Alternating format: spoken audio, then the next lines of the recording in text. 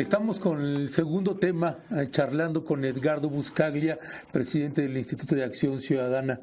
Mi querido Edgardo, este segundo tema en el mes pasado, en el mes de octubre pasado, arrancó un éxodo de migrantes que vienen partiendo desde Honduras y que posteriormente se sumaron ya de otros países de Centroamérica y que se ha convertido esto en una revolución en el que se sumaron ciudadanos, civiles, organizaciones, colectivos para darle una acogida y apoyar a este éxodo de migrantes centroamericanos que huyen de la violencia, de la pobreza, de la marginación, etcétera. Y nosotros hace 2 años aproximadamente hicimos un trabajo y un recorrido sobre partiendo desde Honduras, llegando hasta Nueva York, y que tenía que ver con la política de drogas del gobierno de los Estados Unidos en Centroamérica, en América en lo general, y muy particularmente en Centroamérica y en México, y que esto también tiene que ver, y que se habla poco sobre este respecto, sobre las causas y los orígenes que obligan a esta gente con el arma rota y con el alma también colgada de un hilo para ver si pueden rehacer y reconstruir su vida. Y es una tragedia humanitaria de grandes proporciones. Entraron a México, hubo reticencias por parte del gobierno mexicano y posteriormente tuvo que ceder frente a la presión de las organizaciones sociales y civiles.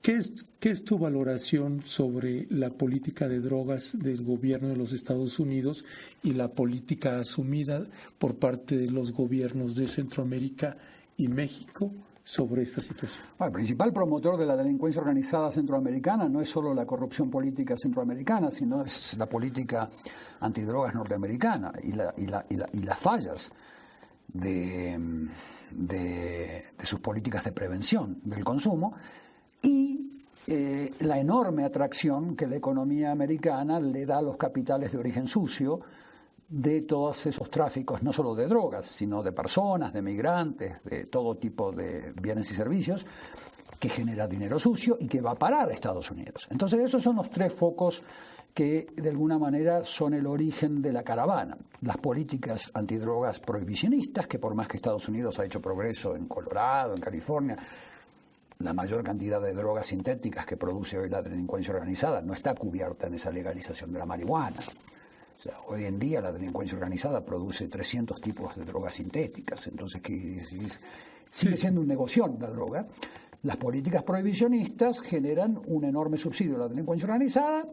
El negocio redondo es que ese dinero siempre va a ir a parar a Estados Unidos, que sigue teniendo estados como Delaware, como Nevada, en donde sigue habiendo un secretismo en quiénes son los verdaderos dueños de los capitales sucios que llegan. O sea que el Estado tiene una ley que protege la identidad del mafioso. Escucha lo que estoy diciendo, ¿eh? Para la gente que dice que yo no critico a Estados Unidos, está en mi libro Lavado de Dinero y Corrupción Política. Mis casos más interesantes son de corrupción política y delincuencia organizada norteamericana, no mexicana. Están ahí en ese libro. Porque la gente no lee y piensa que todo critico a México, no, es ellos. Entonces, gran parte de esa corrupción y de esa delincuencia organizada violenta que hoy vive Centroamérica y que genera este éxodo de migrantes, de personas que votan con los pies, y aclaro que votar con los pies migrando es un derecho humano, para los bárbaros que están ahí en Tijuana agrediendo a los migrantes, esa barbarie, en donde el Estado fallido mexicano no solamente tendría que ofrecer el estatus de refugiado, sino que además debería proteger a la caravana que quiera seguir hacia Estados Unidos. Y protegerla quiere decir protegerla. A esa fauna de energúmenos que está colgada ahí de esa plaza atacando a migrantes, hay que detenerlos y procesarlos por agresión. Pero como el Estado mexicano es un Estado fallido, ahí tenés a los migrantes a la merced, ¿no?, de los Trumps. Entonces el tema es que entonces, ahí está un poco la raíz. Tenemos a una muy pobre cooperación internacional, donde los norteamericanos siguen tirando dinero a Centroamérica.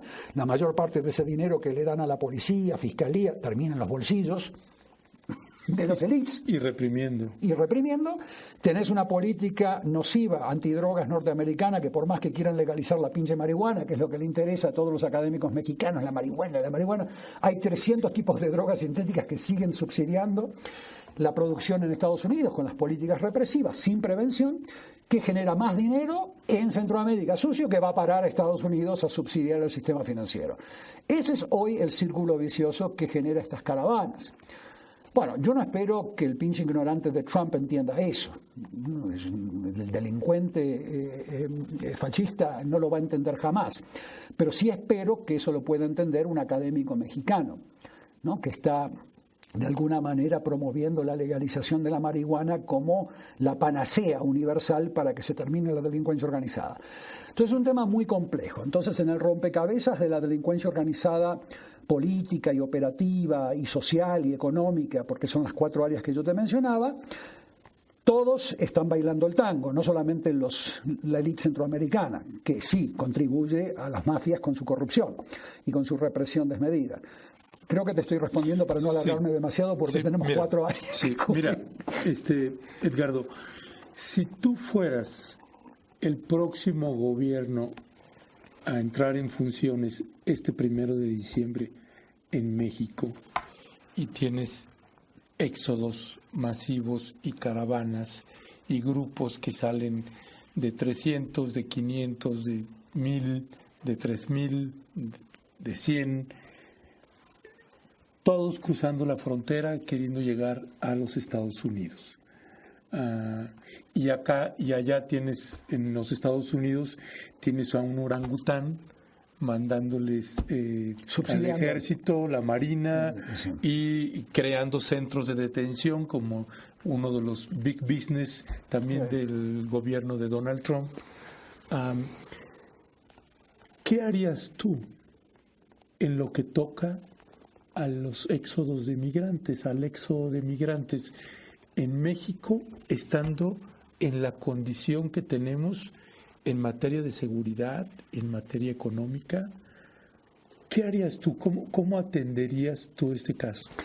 Tú tienes en toda política antimafia, entendida como antimafia política, antimafia empresarial, tú tienes 4 áreas de política pública. La política pública judicial, en donde con un enfoque de seguridad humana, te explicaba en la sección anterior, tienes que tener estos pools antimafia y demás, y tienes que tener como segunda área una política de desmantelamiento patrimonial de la delincuencia organizada a través de mecanismos no penales, que no tienen nada que ver el fiscal, a través de SAT, a través de leyes de extinción de dominio, etcétera, y tienes que tener una política de combate a la corrupción política, entendida como corrupción política electoral, a través de una ley electoral que trate de asegurarse de que las listas de precandidaturas no sean elegidas por los Monreales, los Anayas, los Peñas Nietos, que es lo que genera la delincuencia organizada, y lo que ahora te responde a tu pregunta, la política social.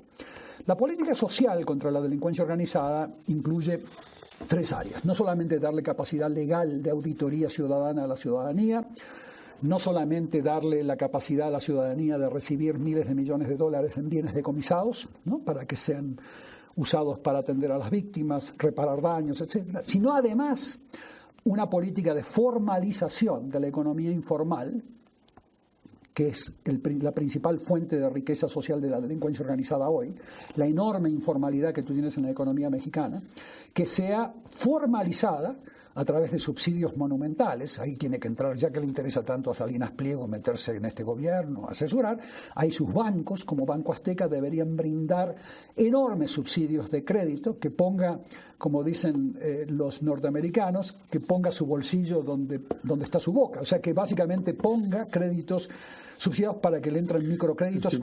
A cambio, además no tenés que estar imponiéndoles tasas tributarias a esta gente que recién se está formalizando. Tenés que darles acceso a la tierra muchísimo más seguro que antes. Las políticas de formalización de las economías informales es una política antimafia, porque en el fondo la delincuencia organizada se subsidia a través de la economía informal. Eso hace que la enorme economía informal, que es un tesoro de riqueza social, económica en México, sea una fuente laboral, una fuente de generación de trabajo hacia futuro, de pequeñas y medianas empresas que absorban mucho de ese trabajo de migrantes que entra a México y que México se transforme en un polo de desarrollo para los migrantes. Mira lo que te estoy proponiendo, una revolución social y económica basada en una política de formalización de la economía informal que vaya mucho más allá del pequeño microcrédito, del subsidito.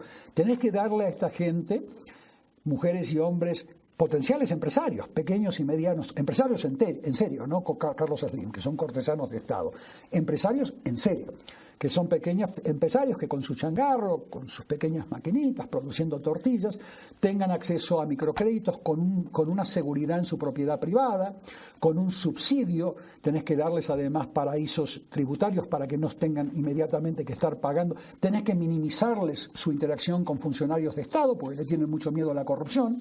Entonces, ese tipo de políticas Pero tienes un país que tiene más de 50 millones de pobres, que también tienes que... Pero eso disminuye la pobreza, porque la pobreza está asociada a la informalidad. La informalidad no es un delito, todo lo contrario, es una fuente inagotable de riqueza social.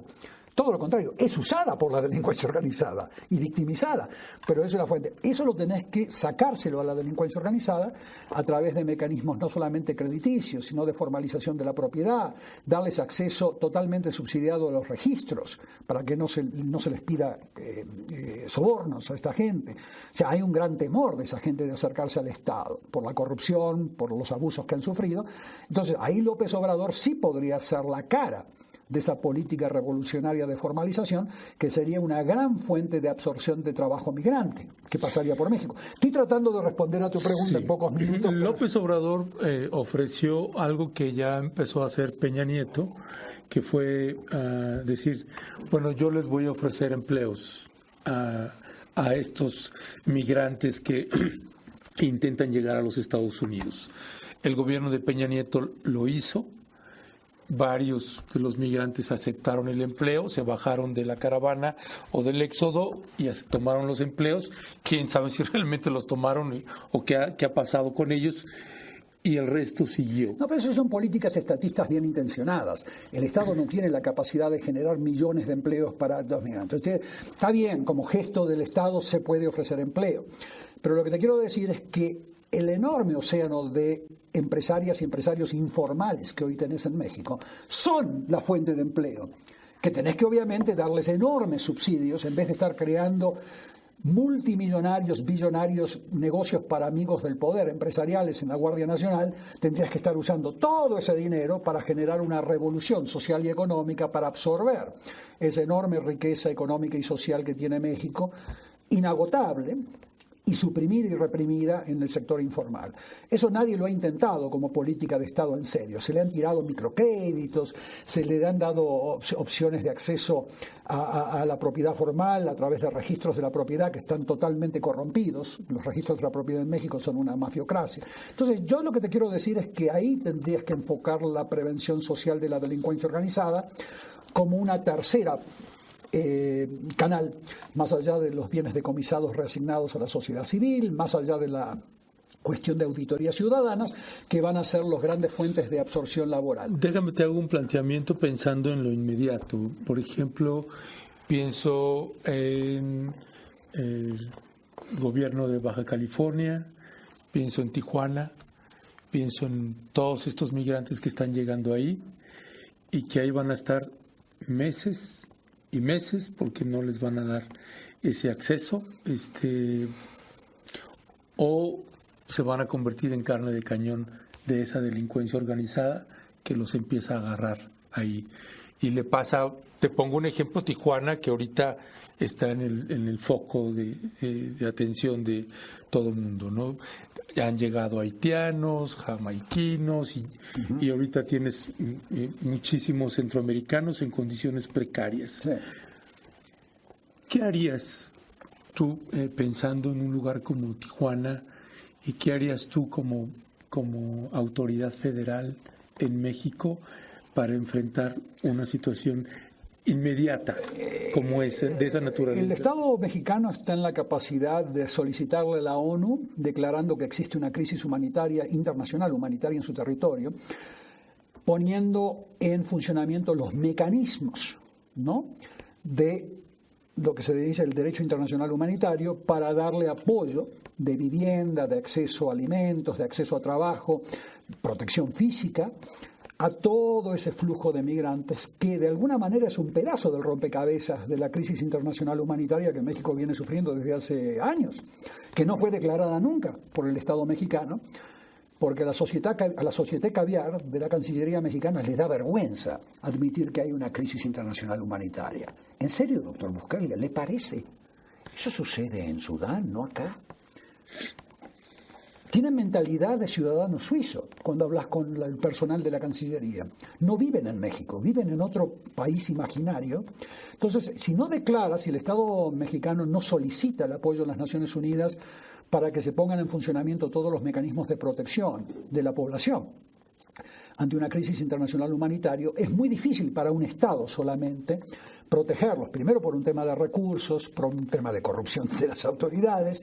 Entonces tiene que llegar acá las Naciones Unidas, que tienen sus agencias diseñadas para eso, para que puedan apoyar y poner en funcionamiento los mecanismos de apoyo a estas poblaciones, sean migrantes o sean mexicanas, porque además tenemos a vastos sectores de la población mexicana que están sufriendo una crisis internacional humanitaria, también forman parte de este esquema, no solo los migrantes, para que la ONU llame, convoque a los países donantes, Holanda, Suecia, para que aporten recursos humanos, no tiene que ser dinero nada más, para que lleguen a México y apoyen a esta población. Eso es lo que haría un gobierno responsable y eso es lo que yo haría si tuviese la oportunidad de asesorar al próximo presidente. Declarar inmediatamente una crisis internacional humanitaria, llamar a las Naciones Unidas para que convoque a los países miembros a apoyar a México, para que estas millones de personas, que no son solamente miles, que tú has visto en Tamaulipas, has visto en Durango, has visto en Coahuila, tengan acceso a la protección que otorga el derecho internacional humanitario. Eso sería mi respuesta clave a López Obrador. Mi querido Edgardo Buscaglia, tema 2, saldado. Esto es como un examen. Sí. Es un examen oral. Esto fue Perspectivas, Rompimiento TV. Vamos a pasar al siguiente tema. Nos vemos en un instante.